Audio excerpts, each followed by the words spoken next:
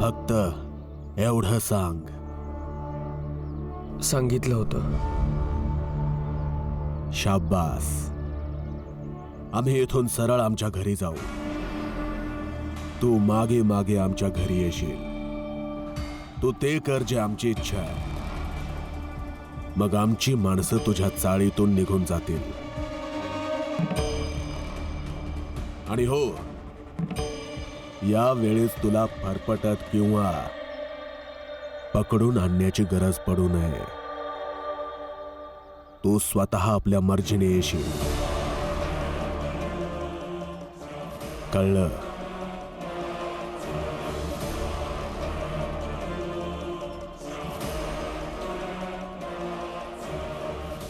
चला.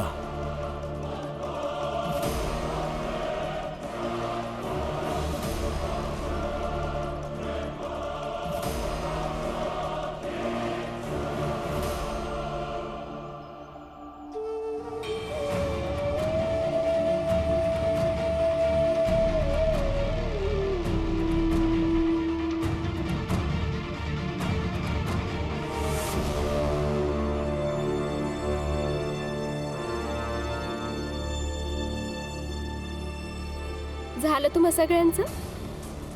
आणलं ना तुम्ही यांना? आणि हे बी आले. आता हे तिथे जाऊन सेवा नाही करणार.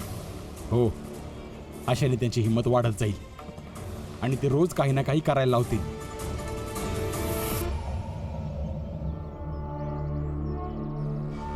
आता आम्ही जाऊन सांगू का प्रचंड देवला की भीमराव येणार नाही म्हणून? हो, जा. जाऊन सांग तुमच्या प्रचंड देवाला. जा. ठीक आहे, चला. थांबा तुम्ही. हे सगळं करण्याची गरज नाहीये. जर ह्या सगळ्यांना बेघर होण्यापासून वाचवायचं असेल तर हाच मार्ग आहे. तर मग हेच बरोबर आहे. नाही भीम,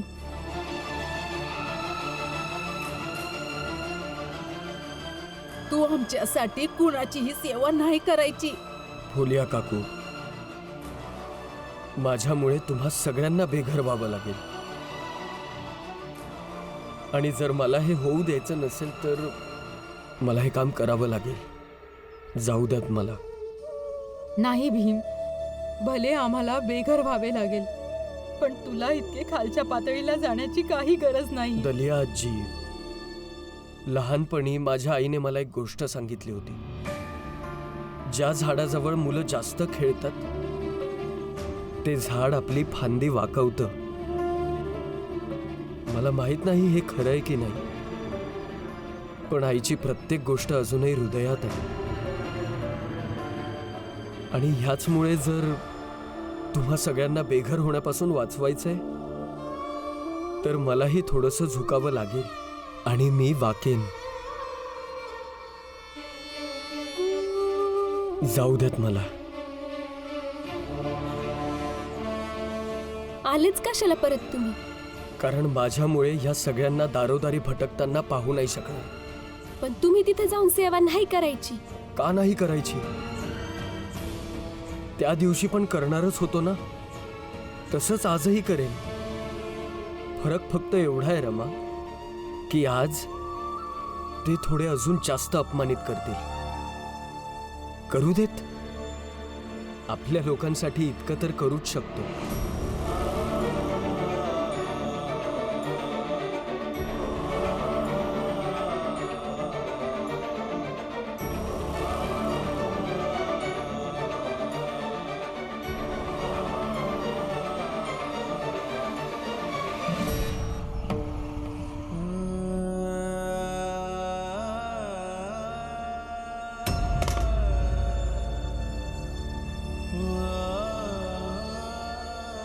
दादा, दादा.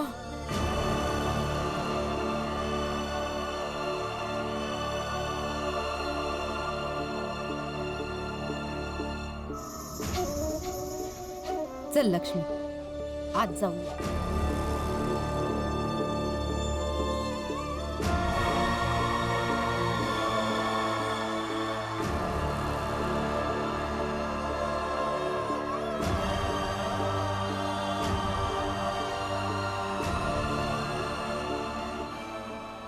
रामजी, डोकं धरून बसलायस? दमलायस का हारलायस? माझं ऐक, हार स्वीकार. आपण ज्या जातीचे आहोत ना, त्या जातीची लायकीच ही हाय की जेव्हा ज्याचं मन झालं, कोठूनही कोणीही येऊन खाट पसरवली, झोपले आणि 4-5 लोकांना उभं केलं, आपण लाचार, हताश, घाबरून त्यांच्या समोर उभे राहतो, त्यांच्या आदेशाचं पालन करण्यासाठी. बस हेच आपलं रोजचं जगणं आहे आणि हेच आपण जगतो. लय गोष्टी ऐकवल्या होत्या ह्यांनी की भीम साताऱ्यात असा होता, तसा होता, हे केलं, ते केलं, आणि हिथं बी नरोत्तम जोशी बरोबरच्या लय गोष्टी तयार केलत्या. पण आज खऱ्या अर्थानं भीमचा सामना एका उच्च जातीच्या माणसाबरोबर झालाय. रामजी, आज तुमचा मुलगा तिथं जाऊन नुसती सेवाच करणार नाही, तर हे सुधिक मान्य करल की शिकून सवरून मोठं मोठं सपान बघून कसला बी फायदा नाही.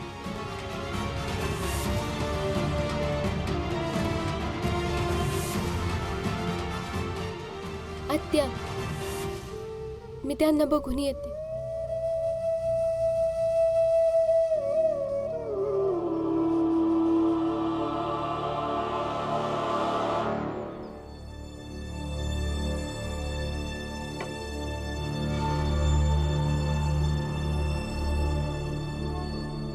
प्रचंड देवजी,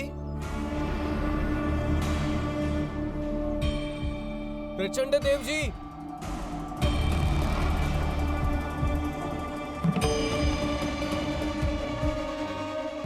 मी आलोय. प्रचंड देवजी, आमच्यासाठी चहा घेऊन ये. हो.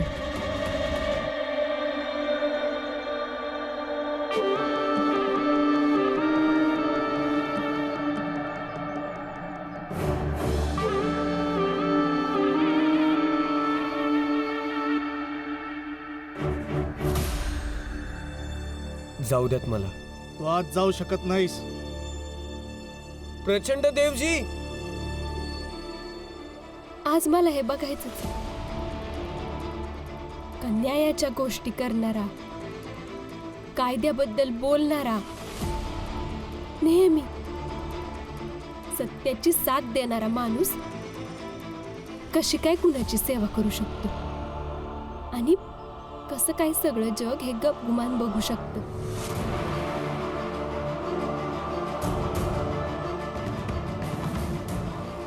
रमा,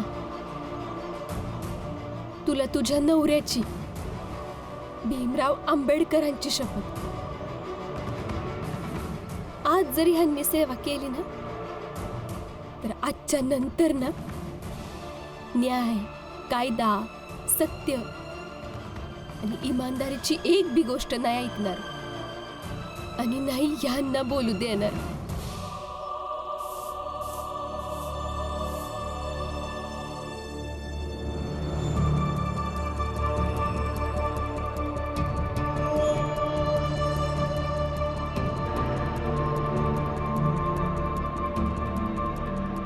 लक्ष्मी, जा कोळसा घेऊन ये आतून आणि पुन्हा एकदा एक रेष ओढ इथून, कारण तो भीम परत इथेच येणार आहे आता.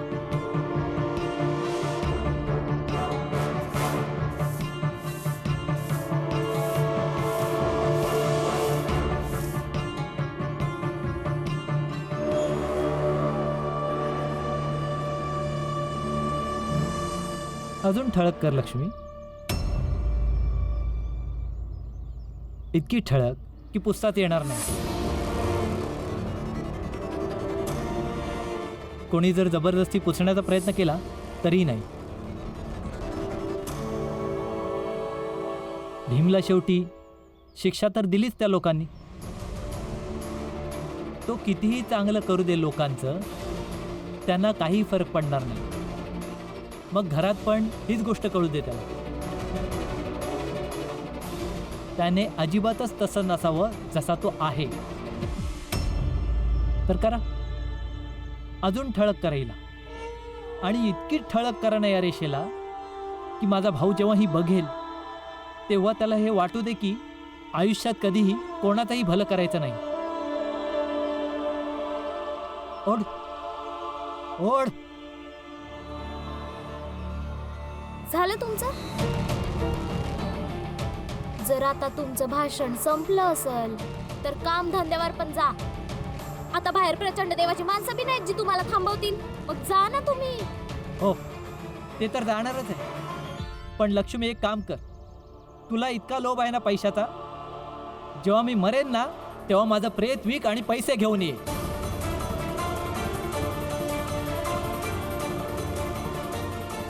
ओढ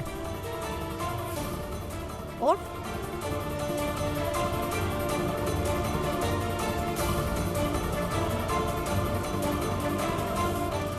हा दे. प्रचंड देवजी.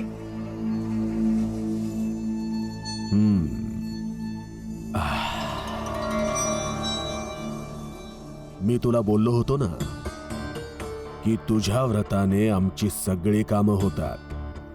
आता बघ, तुझ्या व्रताचा दुसराच दिवस आहे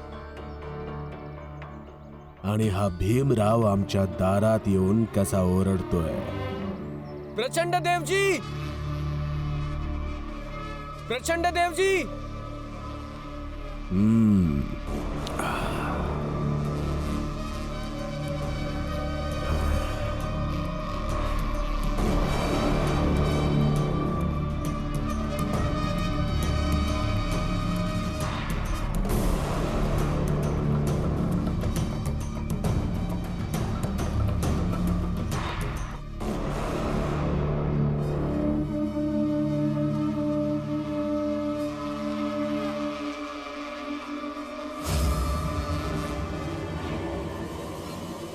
मग खालच्या जातीचा माणूस काय झालं?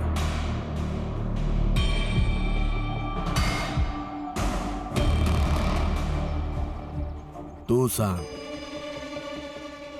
कोणत्या कामासाठी आलायस?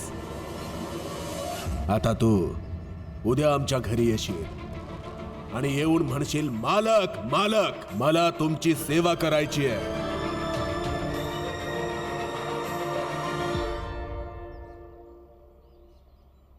सांगा काय सेवा करायची आहे? ही परीक्षेची येळ आहे. आज भीमराव आंबेडकरांची विचार तरी जिंकतील, नाही तर माझी श्रद्धा बदलेल. शाब्बास. अरे ही सुद्धा आलीये. चला, चांगलंच आहे.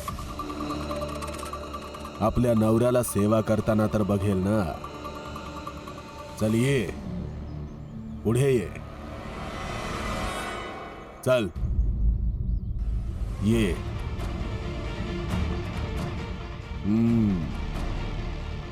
पुढे ये.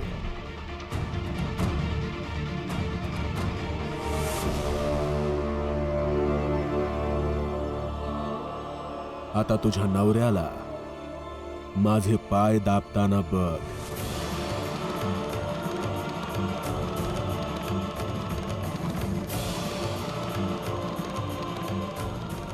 चल, हातात कापड बांध आणि पाय दाब माझे.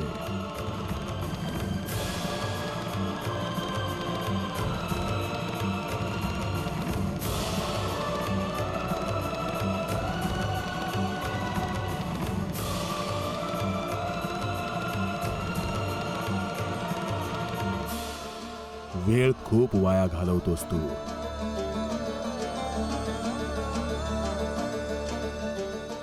आज ही परीक्षा आहे. आजच हा निकाल लागन का इथून पुढची रमा कशी असेल ते.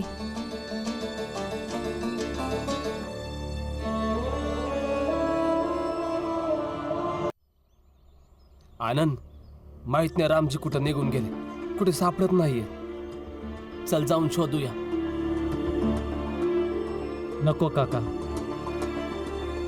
बाबा जिथे आहेत ना तिथेच राहू देत त्यांना. परंतु बाळा, या घरात सगळे चिंतेत आहेत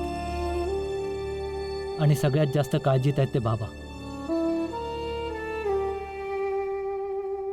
काका, तुम्हाला लक्षात आहे जेव्हा आम्ही सगळे लहान होतो तेव्हा बाबा आम्हा सगळ्या भावंडांना स्वतःची ऐपत नसताना सुद्धा चांगले चांगले कपडे घालायचे आणि बाहेर घेऊन जायचे. म्हणजे वरच्या जातीचे लोक आम्हाला खालच्या जातीचे समजणार नाहीत आणि त्रास देणार नाही. कदाचित बाबा प्रचंड देव सारख्या खूप लोकांना ओळखत होते. आम्हा सर्व भावंडांना सुरक्षित वातावरणात ठेवलं आणि त्यांना काय सापडलं? बालाभाऊ, ज्यांच्याकडून सर्वात जास्त अपेक्षा होती बाबांना. पण त्यांनी काय केलं? सोडून निघून गेले सगळ्यांना. आणि आज भीम गेलाय त्या प्रचंड देवची सेवा करायला. तुम्ही विचार केला होता की बाबांना अशी कधी अपेक्षा तरी असेल? आणि एक मी आहे, लहानपणी अभ्यासात टंगळमंगळ केली आणि आज नोकरी नाहीये. म्हणून बाबा जिथे आहेत त्यांना तिथेच राहू देत. कदाचित एकांतात राहून थोडी शांती मिळेल त्यांना, कारण आपल्या घराला शांतीची खूप गरज आहे काका. शांती पाहिजे, फक्त शांती. बाळा, काळजी करू नकस, समजा काय ठीक होईल. कधी ठीक होणार काका? लहानपणापासून फक्त हेच ऐकत आलोय, सगळं ठीक होईल, सगळं ठीक होईल. पण होणार आहे का नाही?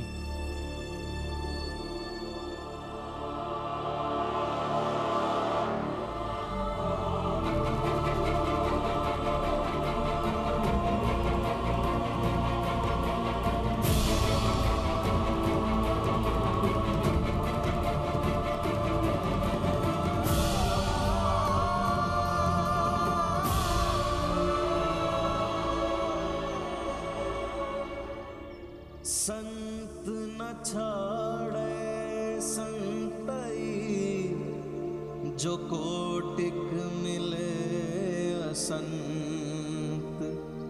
चंदन भुजंगा बैठिया, तौ शीतलता न तजन.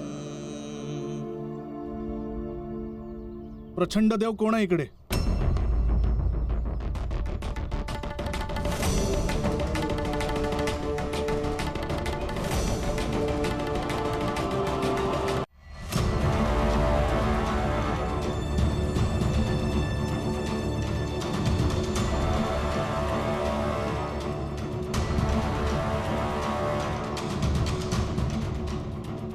प्रचंड देव तुम्हीच आहात?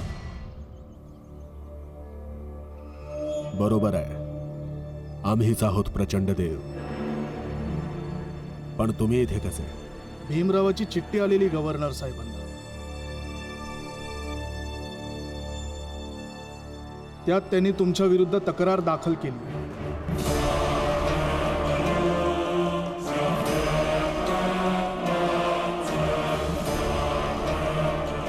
की तुम्ही त्यांच्या जातीच्या व्यक्तींवर अत्याचार करता. हां, हेच आहेत भीमराव आंबेडकर. ह्यांनीच चिठ्ठी लिहिली होती. हे जबरदस्तीने सेवा करून घेत आहेत. तुम्ही असं करू शकत नाही. तुम्ही आमच्या विभागात येऊन आमच्यावर हुकूम चालवणार.